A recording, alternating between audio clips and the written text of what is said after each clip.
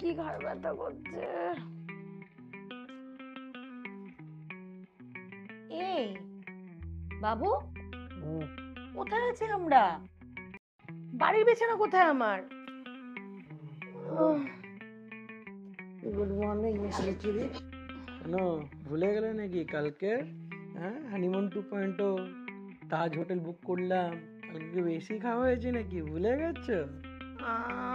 কেন কি হলো, ঘুম হয়নি? ঘুম একদম হয়নি।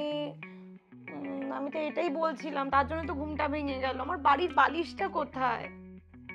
এ তো সায়েন্টিফিক্যালি ডিজাইন করে মেমোরি ফোমের বালিশ, দেখেছিস কি সুন্দর বালিশ, কত আমার এইসব সায়েন্টিফিক্যালি ডিজাইন 5 স্টার হোটেলের মেমোরি ফোমের বালিশ লাগবে না। আমার বাড়ির বালিশটা কি ছোট বালিশ, কি সুন্দর আমার মাথা কিভাবে শুই আমি সেটা এমনি মেমোরাইজ করে রাখে।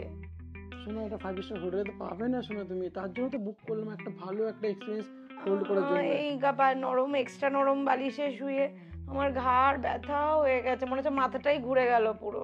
আচ্ছা ঠিক আছে, কিন্তু গদ্দিটা দেখছিস? এই দেখ কি নরম দেখছিস। আর গদিটার কথা আর কি বলবো, এখানে জ্বালা শুলে মনে হচ্ছে একদম দলদলের মধ্যে ধসেই যাচ্ছি, একদম ডিপ নিচে পড়ে যাচ্ছি মনে হচ্ছে।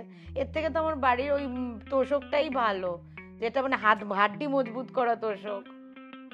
চল বাবু চল, আর ভাল লাগছে না, রাতে ঘুমটাও ভালো হয়নি, আজকের অফিস যেতে হবে না, চল বাড়ি গিয়ে ঘুমাই। মানে আমি কালকে দিনটা ওয়েস্ট করলাম এটা বুক করে, আজকে আমি বাড়ি বুক করবো আমার নিজের বাড়িতে শোয়ার জন্য।